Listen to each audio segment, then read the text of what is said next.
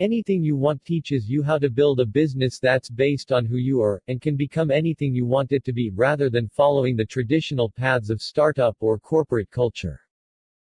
On Tim Ferriss's homepage there's a testimonial from the New York Times calling him a cross between Jack Welch and a Buddhist monk.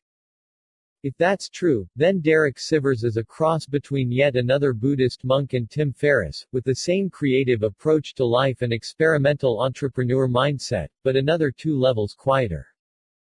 I first bumped into Derek via Appsumo when they shared his little video course, Uncommon Sense.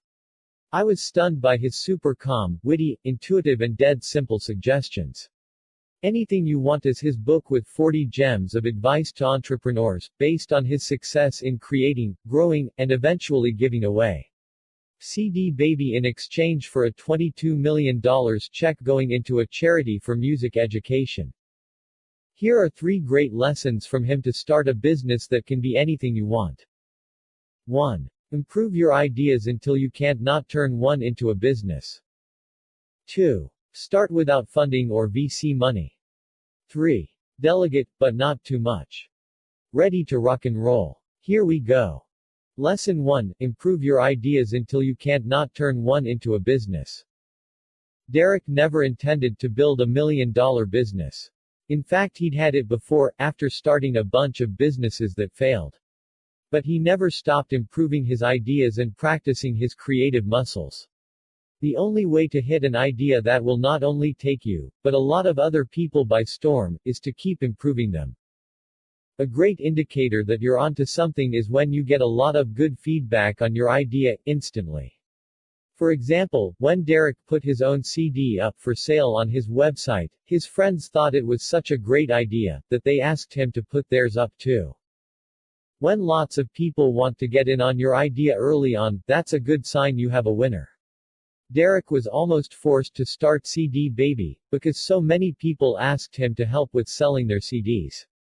Only when your idea gets such great feedback that you almost can't not start it, then it's time to think about building a business. Lesson 2. You don't need funding, start without it. It's hard to imagine that there was a time before venture capital and angel investing. Nowadays every 8th grader with a half-assed idea for the next bubble gum wants $1 million before even setting up shop. But money isn't what'll help your idea grow. When your idea helps people, and they love it so much they'll tell all their friends, that's when you grow. Having zero money to begin with can thus become a huge advantage, because it keeps you focused on giving your customers the best experience, and doing everything you can to serve them. Start with the resources you have, and be creative in solving problems. For example, while I don't have the money to buy 365 books a year, nor the time to read one entire book a day, I am able to afford a Blinkist membership, read a summary every day, and publish what I learn on here. It's about making do instead of excuses. Lesson 3. Do delegate, but don't overdo it. I'm so guilty of this one. Especially when you're running solo and starting a microbusiness, it's super hard to give up control. You think you're the only one capable of doing things the right way, but you have so much to do that it's almost impossible to keep up with everything. Not delegating can have a severe consequence though, burning out. You take on more than you can handle and eventually end up collapsing from all the stress. Check. In order to know what to delegate and when, keep a list of all recurring problems.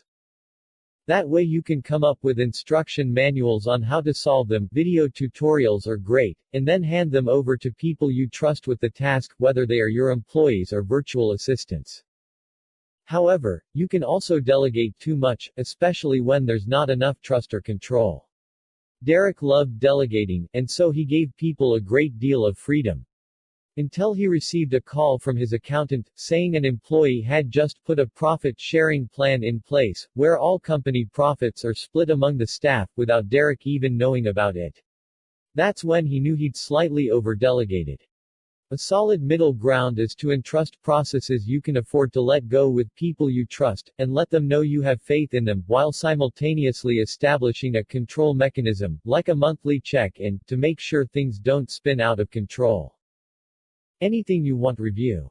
I'm really grateful I got even more insights from Derek thanks to Blinkist. The man is an endless well of wisdom. Some of my favorites are How to Start a Movement, Uncommon Sense, and his podcasts with Tim Ferriss. Given that Anything You Want is fairly short, 88 pages, I'm sure it's one of the next ones I can fit into my tight schedule once I downloaded it for my Kindle. I 100% recommend following everything Derek does, which of course includes his blog and this book.